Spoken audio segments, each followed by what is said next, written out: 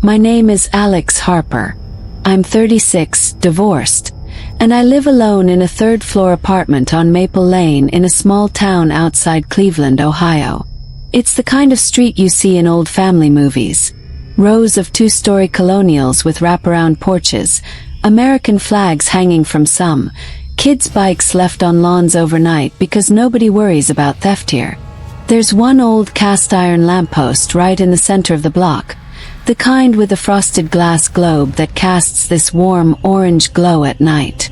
It's been there since the 1940s, or so the landlord told me when I moved in 3 years ago. I work from home as a freelance graphic designer. Deadlines come and go, but my sleep schedule never recovered after Sarah left. She took the dog, the house we bought together in the suburbs, and every reason I had to turn off the lights at a reasonable hour. These days, I nap in the afternoon when I can, then stay up until dawn. Coffee is my closest friend.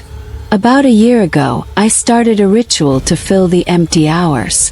Every night around midnight, I'd pull up the blinds in my living room, drag my leather armchair right up to the window, brew a fresh pot of black coffee, and just watch the street. First it was soothing. The road would be completely empty, bathed in that soft lamppost light. Sometimes a raccoon would waddle across, or a car would cruise slowly past on its way to the main road. Mostly, though, it was just stillness. Perfect, predictable stillness. Until the night in late October when I saw her for the first time. It was exactly 2:17 a.m. I remember because the blue glow of the microwave clock caught my eye through the open kitchen doorway. A woman stepped into view from the left side of the street, emerging as if she'd been waiting just out of sight behind the lamppost. She wore a long red wool coat, tailored, belted at the waist, falling just below the knees. Dark hair, shoulder length, moved slightly in the breeze.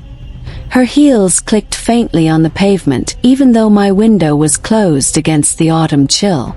She walked slowly, deliberately, and stopped directly under the lamppost. She looked around like she was waiting for someone, then tilted her head as if listening.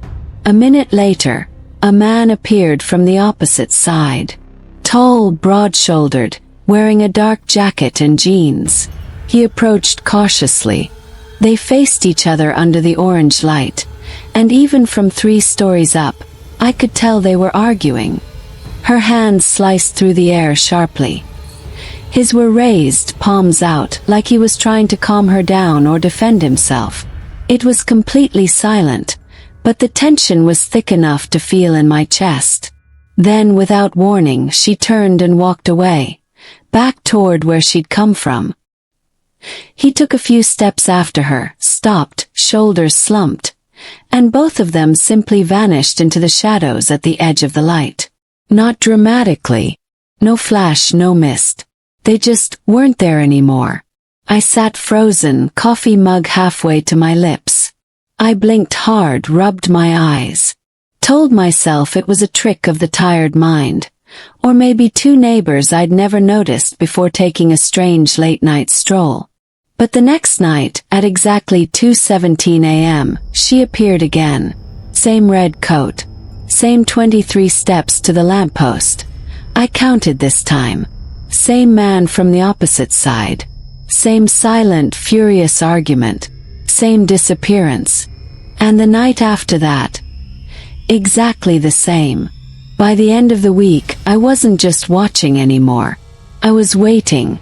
Something impossible was happening on my quiet little street every single night. And I was the only one who knew.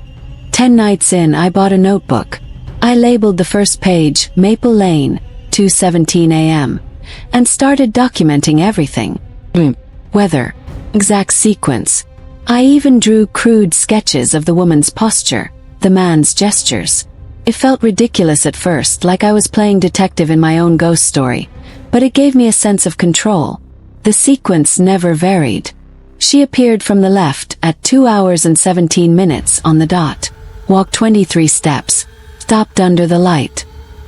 He appeared from the right roughly 60 seconds later. Argument lasted 4 minutes and 12 seconds. She stormed off. He hesitated. Both vanished. I tried rational explanations.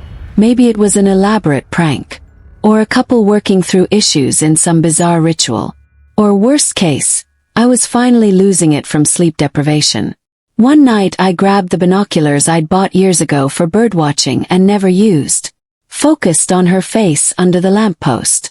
Mid-30s, sharp cheekbones, pale skin, green eyes that flashed with pure rage. Beautiful and terrifying at the same time. The man's face was harder to make out, shadowed by the brim of a baseball cap, but he looked pleading, almost desperate. Around night 15, the first real change happened. I noticed a small tear on the left sleeve of her red coat, near the cuff. I swore it hadn't been there before. The next night, her hair looked damp, clinging to her neck, even though the street was dry and it hadn't rained in days. The man's jacket now had a faint company logo on the chest, some stylized tree I couldn't quite read. The argument grew more intense. Her gestures became wilder, almost violent.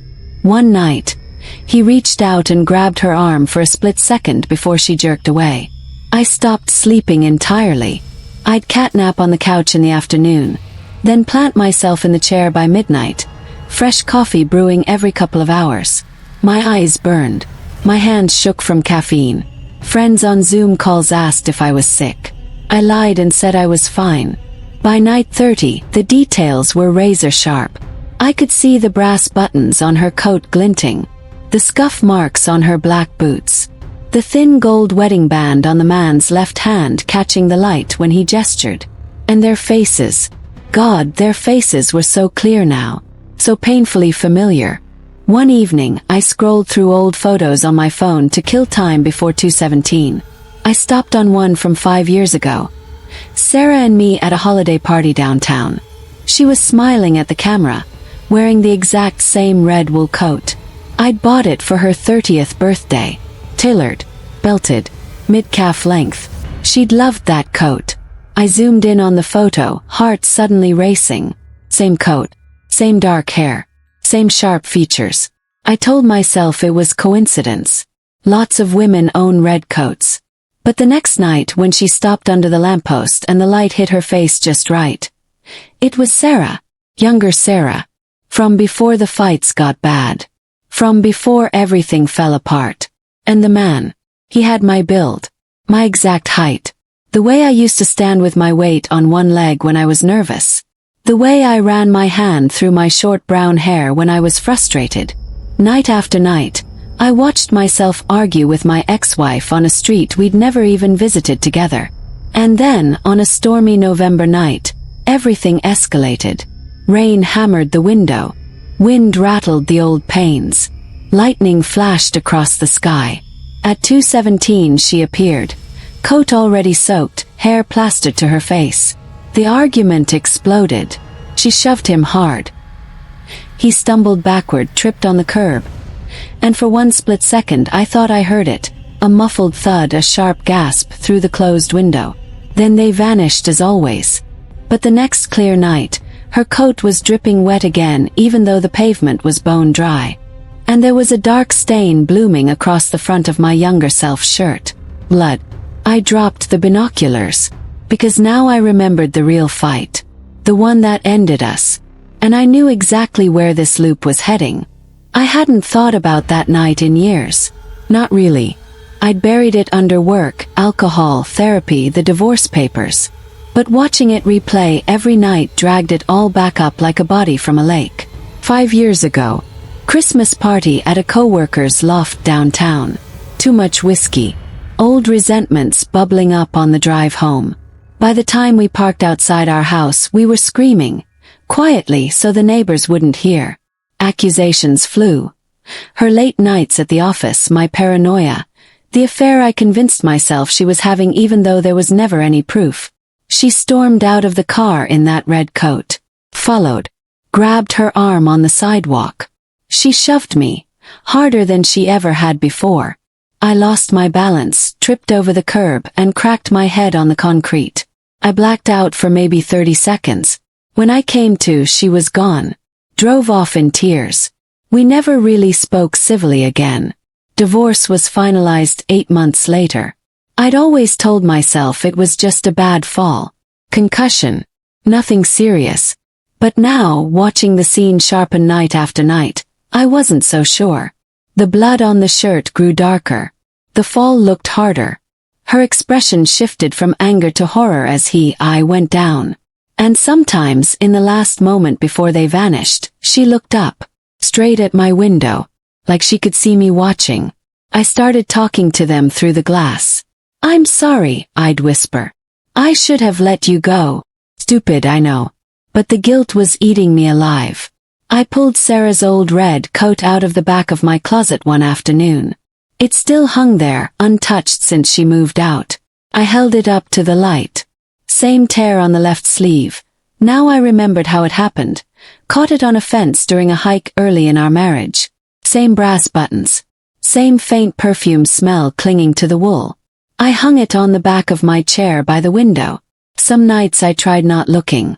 I'd close the blinds at midnight, put on music, pace the apartment. But by 2 a.m. I was always back in the chair, blinds up, waiting. The loop was pulling me in. One night in early December, the scene changed again. She didn't walk away after the shove.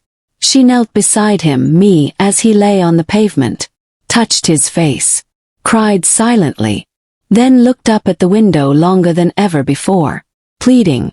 The next night, the lamppost flickered when he fell, like it was struggling to hold the scene together. I started having dreams where I was down on the street, wearing the red coat, looking up at my own apartment window, seeing an older version of myself staring down in horror. I woke up drenched in sweat, heart racing. The loop wasn't just showing me the past. It was preparing to swap us. Tonight is the night I've been dreading. I've lost count of how many times I've watched it happen. The notebook is full pages of frantic handwriting, sketches, timestamps. My eyes are bloodshot. I haven't left the apartment in days. It's 2:15 a.m. Sarah's red coat is draped over my shoulders.